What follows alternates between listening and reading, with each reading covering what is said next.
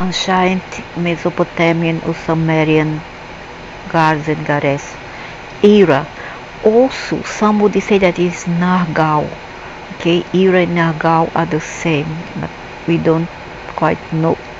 Maybe it would differ from region to region in the Sumerian time. God of war and plagues, who later became closely associated with the underworld god Nargal. So here he was associated with Nargal. How true is that we don't know. So this is the image that I found of this god called ERRA, and this one is quite frightening.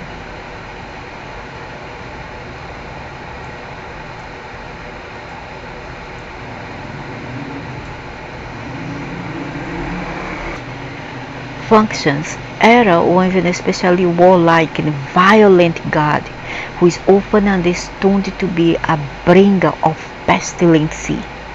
There is some debate, however, regarding the exact nature of his destructive functions. One of ERRA's common epithets is warrior, and another is lord of plague and carnage or war. This second epithet has been alternatively translated as Lord of Affray and Slaughter. Who argues that ERRA's destructive power is associated with famine rather than pestilence.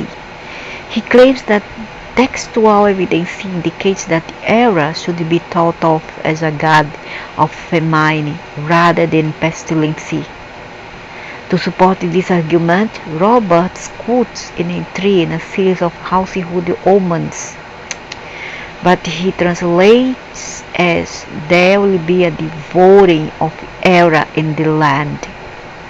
This line also contains a gloss to give further explanation of its meaning, translated as meaning famine.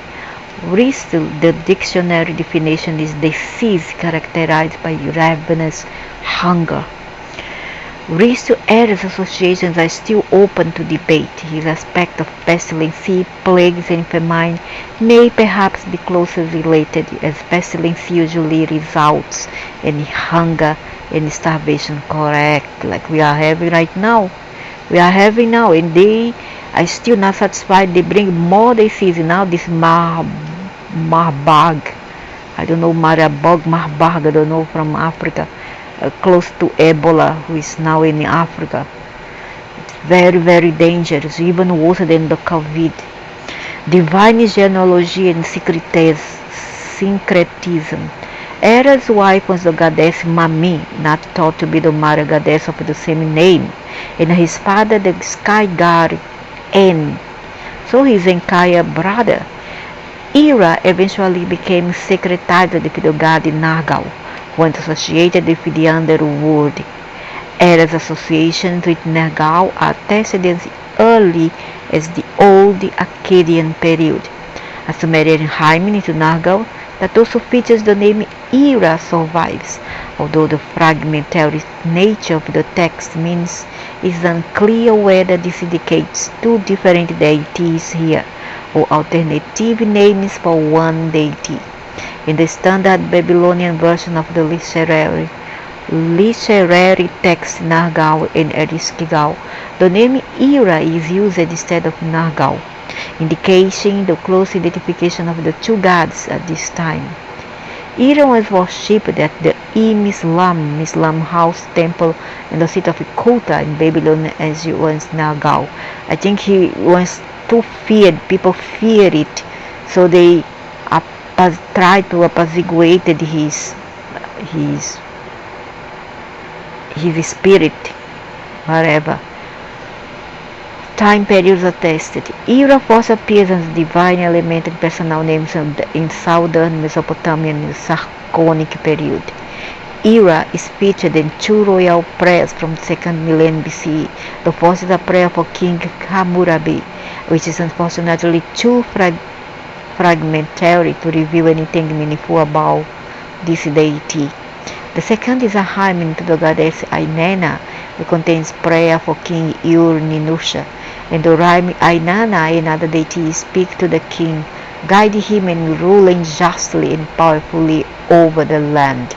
The god Enlil pronounces that King Ur-Ninurta should emulate the brave deeds of warlike deities, including be like the warrior ERRA, presumably invoking ERRA's destructive characteristics.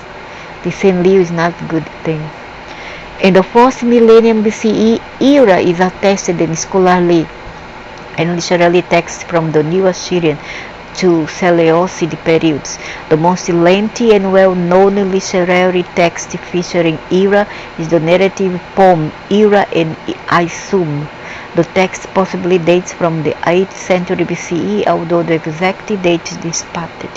In the Babylonian poem ERRA and Isum, ERRA ravages Babylon with plague after temporarily gaining control over the world. The text is a poetic portrayal of the eruption of violence and its subsequent effects on society. It shows, among other things, how violence leads to disruption of order, even the divine order imposed on the world by the goddess, and the potential to destroy civilization. Okay. But if these beings are all from the same family, Anunnaki, right? If they have the same family and they call themselves gods, why do they allow their children, their sons, their grandsons, their great sons to cause havoc, to go around places, planets, systems, etc., and cause havoc, run amok like crazy and cause all these things? And instead of stop them, you connive with it and going into cohort with them and then defend and condone all this. Why? If they are gods, why allow it in the first place? If it's from within the same family, why? The 13th to 9th century BCE saw bloody invasions of Babylonia by outside invaders. The myth may be a reflection on the real-life consequences of violence within contemporary society as experienced by its author. In omen texts from Seleucid Uruk, unfavorable omens that involved the coming of a plague often used the phrase, ERRA will devour the land. Reference to ERRA's functions as bringer of death is also given in a New Assyrian incantation series for expelling evil demons from the city of Huzurina. The first part of the text, the incantation, describes various demons and their evil effects on the land and its people. Here, ERRA is described as a great ERRA who strikes people down in the street. Hey, they are supposed to strike demons if they are really good. Why do they strike people for? Why not the demons?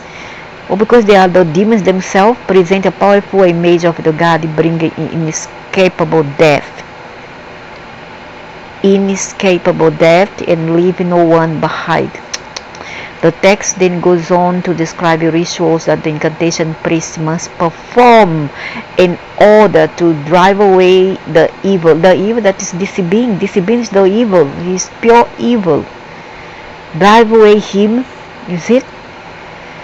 Or to apaciguate him, to try to pacify him. No imagery depicting ERRA has been defined so far.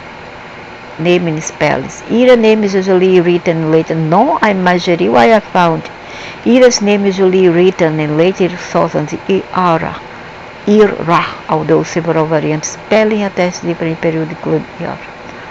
Spell name of ERRA, Robert is possible for ERRA's scorched. He therefore suggests that ERRA was originally a personification of the scorched earth, resulting from a grass of forest fire, who in time came to personify famine more generally. Especially famine arrived from the burning of land, such as during war. The interpretation, however, is not universally accepted.